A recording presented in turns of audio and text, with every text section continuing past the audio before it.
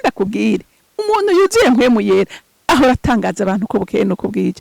Imana iramuganiriza, Imana iramuhishurira, abantu bagatangara n'amahishurirwa ariko aragira. Kuko ahantu ushobora guhinyuriza ubuvugishwa ni mu ijambo ry'Imana. Yego. Kuko ibindi nukuri kandi na Satani irazi gukopya, irazi gukora ibitangaza. Mwibuke igihe Mose aja kwa Farawo. Mose ntimuzi ko yatereye inkoni bigahinduka inzoka. Farawo ati byukoze n'ibitoyi rekana mpamagara bakonikoni banje bakwereke ko wowe ari gitangaza. Bose baraje batereye inkoni zabo zihinduka inzoka.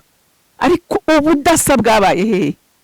Ubudasa bwabaye ku inkoni ya Mose. Haleluya. Yamize ubwo buyoka bwose bw'abakonikoni ba Farawo.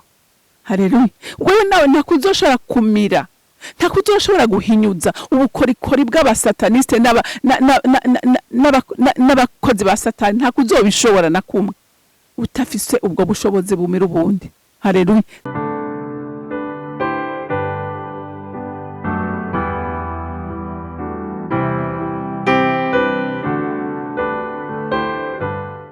Bakunzi bahori CANAAN TV, ndanezerewe kandi gusubira guhura namwe ngo tuganire ijambo ry'Imana. Ariko imbere yuko dutangura reka tubanze twishire mu biganza by'Uhoraho. Mana Data rugira byose uri mu ijuru, se umwami wacu Yesu Kristo, w'imiryango yose yo mu isi yitirirwa n'indimi zose, tuje tugushima kandi tuguhimbaza kuko uri Imana nziza, uri Imana idukunda kandi twitwararika, uri Imana yadukunze urukundo ruhebuje, uduha umwana wawe ngo apfe ku musaraba ku bwacu kugira ngo tubashe kuraga ubugingo bidashira. Nicyo gituma tudafise ubwoba kuko tugufise kandi tumufise turamahoro. Ushimwe kandi wubahwe muri byose na hose mu izina ryawe ryera Yesu Kristo senze nizeye kuvyumvise. Amen, amen. Ijambo Imana yampaye kuganira namwe uyu munsi riravuga ngo aho Mpwemu yera ari haba guhishurirwa. Haleluya. Aho Mpwemu yera ari haba urukundo, haba ubumwe, haba ivyiza. Amen. Reka dusome mu byakozwe n'intumwa igice cya 2, turahera ku murongo wa mbere dushikane ku murongo wa 13. Haravuga ngo ukuza kwa Mpwemu yera. Umunsi wa Pentekote ushitse bose bari bakoraniye ahantu hamwe. Hazi igihinda kivuye mu ijuru giturumbuka nk'uguhuhuta k'umuyaga w'inkomezi gikwira hose mu nzu bicayemo. Hababonekera imbeya zigabanije nk'ibimuri by'umuriro zibajako umwe. Bose buzuzwa Mpwemu yera batangura kuvuga izindi ndimi uko Mpwemu abahaye kuzivuga. I Yerusalemu hari Abayuda bamyeho abagabo bubaha Imana bari baravuye mu mahanga yose yo munsi y'ijuru. Ico gihinda cyumvikanye hakorana abantu benshi barajoregwa kuko umuntu wese yumvise bavuga ururimi rwabo.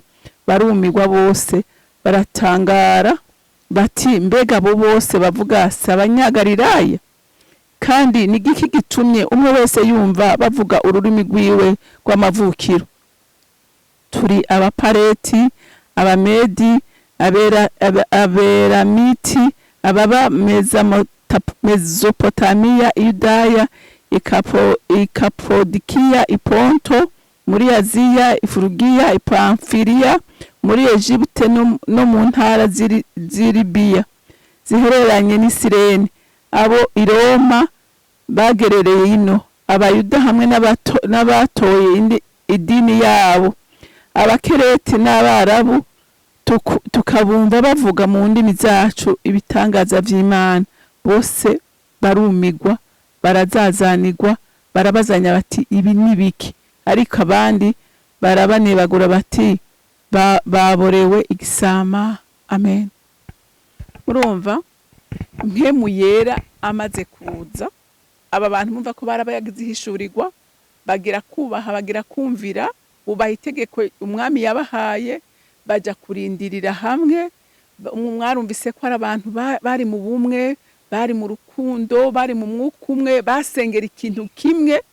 Uko uyu munsi urabona ko bitandukanye. Narababwiye ko abantu bashaka kuja gusenga kandi uzi ngo muriko murasengana mugabo umwe ariko arasenga agucira umuzi kuzimu avuga ibintu bitabaho. Urumva?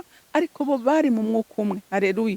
Bari mwihishurirwa rimwe, bari bafise umutwaro umwe. Haleluya. Bari bafise umutwaro umwe, bafise inyota imwe. Hanyuma Mpwemu yaragira iki? Mpwemu yera abona kumanuka. Haleluya. Rero natwe uyu munsi kwa dushaka kubona presence ya Mpwemu yera mu buzima bwacu, mu buzima bw'amashengero turimwo, mu bikorwa dukora, nuko tuteza kuba mu mwuka umwe. Haleluya. Tukaba mwiyerekwa rimwe, tukaba mwishurirwa rimwe, tukagira umutwaro umwe. Haleluya. Niho presence ya Mpwemu yera imanuka ikaganza mu ishengero. Haleluya. Abantu bakuzuzwa, abantu bagatabagwa, abantu bakavomerwa, abantu bakaduga, abantu bagakura. Haleluya. Bagashika kukumenya Imana vy'ukuri. Haleluya. Rero ngo batangura kugira iki? Kuvugishwa indimi. Haleluya. Mpwemu yaratangura kubagura, atangura kubahishurira. Abantu bose ngo baraho bavuye mu ntara zitandukanye, mwumvise ko bavuye mu ntara nyinshi, umunsi atangura kumva ururimi rwabo. Kavuga ati none aba bantu ko tubazi batigeze bava ngaha, izi ndimi bazi igihe? Barazazanirwa. Ngenda kubwire, umuntu yuzuye Mpwemu yera ahora atangaza abantu ko bukeye no kubwije. Imana iramuganiriza, Imana iramuhishurira, abantu bagatangara n'amahishurirwa ariko aragira. Haleluya. Mana dufashe, Mana dufashe, uduhe kumva tunyotewe kugera ku rundi rugezo rukomeye guhishurirwa amabanga. Haleluya. Haleluya. Abantu bagira inyota, tugira umwete wo gusenga no kurondera Imana uko tutigeze kuyirondera. Ngo hanyuma ngo barazazanirwa. Mawe akavuga ati ibyo byose aba bantu baborewe. Abandi ati naho baborewe, none boborerwa bakavuga ururimi twumva.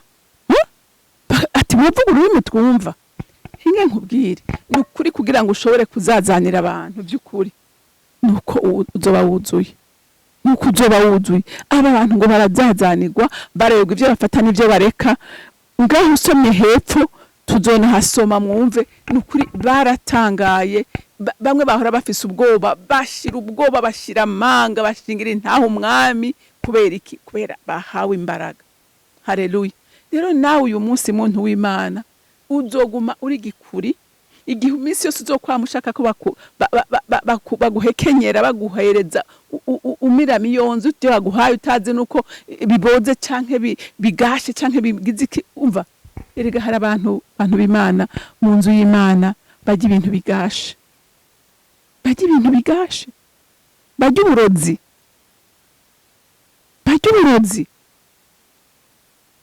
Kubera iki? Kubera bakunda guhekenyegwa, bataja mu ijambo. Nukuri umuntu ataba mu ijambo biragoye. Uyu munsi biragoye guhinyuza ababwishwa b'uyu munsi, kandi murazi ko ari nayo ministeri bikaze gose, abantu bahurumbira, abantu birukira. Rero igihe atayishurirwa rya Mpwemu yera rikushobora kukubwira ati uyu muvugishwa n'ubikinyoma, kuko ahantu ushobora guhinyuriza ubuvugishwa ni mu ijambo ry'Imana. Yego, kuko ibindi nukuri, kandi na Satani irazi gukopya, irazi gukora ibitangaza. Mwibuke igihe Mose aja kwa Farawo. Mose ntimuzi ko yatereye inkoni bigahinduka inzoka. Farawo ati vyukoze n'ibitoyi, reka mpamagara bakonikoni banje bakwereke ko wowe ari gitangaza. Bose baraje batereye inkoni zabo zihinduka inzoka. Ariko ubudasa bwabaye hehe? Ubudasa bwabaye ku inkoni ya Mose. Haleluya. Yamize ubwo buyoka bwose bw'abakonikoni ba Farawo. Haleluya. Wewe nawe ntakuzoshobora kumira, ntakuzoshobora guhinyuza ubukorikori bw'abasataniste